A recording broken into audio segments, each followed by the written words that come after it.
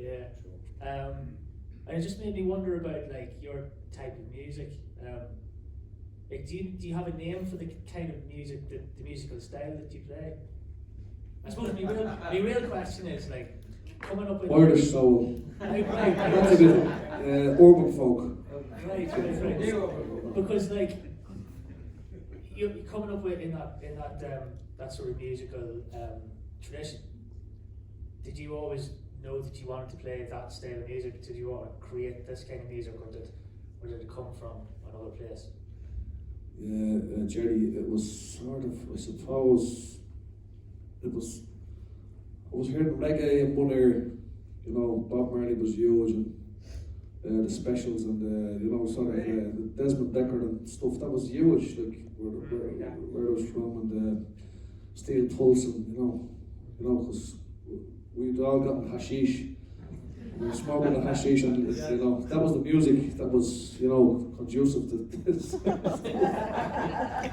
And then on the other ear, there would be all the Irish, you know, the old stuff, you know, Flankstein, the Chieftains, and just Boys on. Yeah. All the boys on. So yeah, it was sort of it was a sponge. It was reggae and Irish music, so you could probably hear that. So I suppose it's an urban mix of what I do was sort of fairly urban. Yeah. Because it's just, and you know, the hip hop came in then, and just I just loved the way there was so much poetry in the hip hop, and people were able to explain what was happening, where they were coming from. They could, you know, tell a story about where they were, what they were thinking, and the influences around them. It was very expressive. Yeah. Just a form of poetry, I suppose. But so I was very influenced by just the urban, I suppose, experience, you know. Yeah. But I am from 12 counties. I've placed my people in 12 counties around Ireland, you know. So I suppose I'm very. There's a lot of rural in me as well, you know. So it's a big mix, I suppose, big mix. Did you always know that you wanted to make music to help people? No, I think maybe I did. I was always, I suppose I was born emphatic, but it was help me. Initially, it was to help me, you know, just making me feel better, and because you have to focus, you know, to sing, you have to like remember the next line and try stay in time and nearly in key. Brilliant.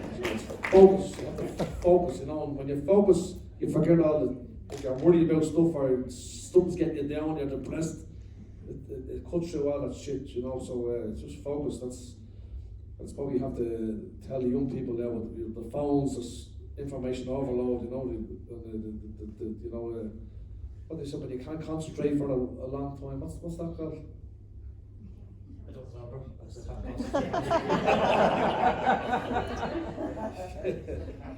Attention disorder. Yeah. Yes. Attention disorder. I saw these two on the Wexford there on sorry. Yes. The Dempseys are in. The Dempseys. And Carlos, oh yeah, Carlos, good to see you. But yeah, it's focus is so good for a young kid. And music, you can't be good at music if you can't focus. It'll make you focus, you know. So and singing and just these things like that, they're very they're great for it. That's what people get when they come to the show. They have to remember the song. They focus, you know. So they're all in a meditative state. They're all meditating because they're focusing on the next. They're all singing. When you're singing, you have to focus, you know. Yeah. You can't be thinking about a bill or a fight you had or you know, something in your past. You have to sing. You have to remember the next line. So it brings you into the now. So it's very important. You know, it's very good for you. It's very good for you, for youngs. Brilliant. Thank you.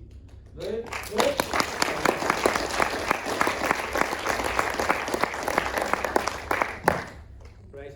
Here's a question. I see one in the middle. I was just wondering, do you prefer Fisherman's Blues or The Voyage or an aeroplane? Right. Question for everyone else to hear is: do you prefer Fisherman Blues or The Voyage or the Airplane? I love the sea. I love the sea, so yes. Well, I suppose The Voyage and Fisherman's Blues are. But I suppose I grew up near the village that Holt. It was full of straw men, and they were crazy fucking bastards.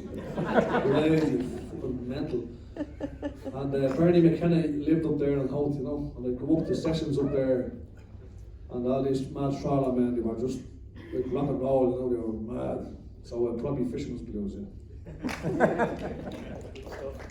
Right, we have a question down here. Just if you wait for the mic, my friend. Thank you. Hi guys, firstly that was just class. It was like a trip down memory lane and it was brilliant. I loved it, loved every minute of it. Yeah, my question is, how did you come across the three guys? Was it just like at the gig, did you just kind of pick the three most passionate people, or was it at random, or the demo picked them out, or because they were brilliant, they were a key part of the film, but yeah, I just was curious to see, like, could it have been me if I was screaming as loud? Maybe the sequel. No, basically I said to Damo, the idea was we wanted three people kind of past, present, future. Someone who's kind of looking back on their life, having been through everything, and is out the other side. That was Jonathan. Someone who's kind of looking into the future and maybe unsure of where they're going. That was Packy. And then someone who's very much in the present. We're filming them as they're going through it, and that was Nadia. So I kind of had this idea of past, present, and future. We didn't want everyone at the same stage of their journey, I suppose, if you like. So obviously, the film is very important that the film was made in Damo's image, Damo's raw, honest, authentic person, and the music is all that, and the film needed to represent that, you know, and obviously the first job of the film was to capture what goes on in that room and try and document that, you know, properly, you know, and to really give the viewer that experience of what it's like to be in the room. But for the people we were looking for, obviously Damo knows his fans better than anyone, so I asked Damo, you know, first of all, do you know anyone who would be up for taking part in this thing, you know? And Damo suggested Jonathan and Packy, who he knew, and then we did a bit of research ourselves on the production side, and managed to get in touch with Nadia. And with all three of them, it was very important to explain exactly what they were getting into and what the film was about, you know, that we would want to go deep with them, you know, and you know, we wanted them to be really open and honest and really talk about what they've been through, you know, and it was very much coming from that place that could it help someone else, you know, so their motivations for getting involved were very much, Nadia, for example, she's been told to brush everything under the carpet, not tell anyone anything about anything that's going on, so she really wanted to finally let people know who she is, what she's been through, and, you know, she didn't want to hide anything, you know, she had nothing to hide, you know, and it was very important for her to put that out there, you know, and likewise Jonathan is just amazing, you know, the wisdom that he imparts in the film is so it's because of them, isn't it? That's the movie. Yeah, absolutely. Yeah. It was his idea to no, but we say this all the time, like that they are the heroes of the film, like they make the film, and without them and without them, you know, opening up and having the trust that we were gonna. It would be an average film, wouldn't it, without them? 6 out of 10. Do you know if they all seen the film?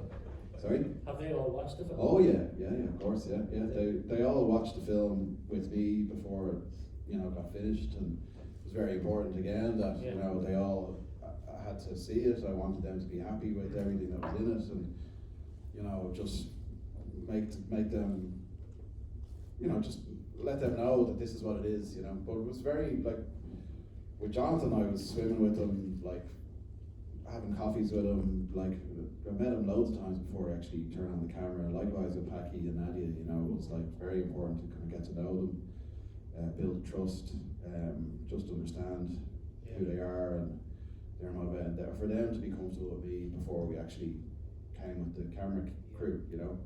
And those viewings were amazing. Jonathan came with his wife, and Nadia came with her partner, Kieran, you know, and it was really emotional. It was COVID. I was sitting over this side, they were over that side, and the window open and all this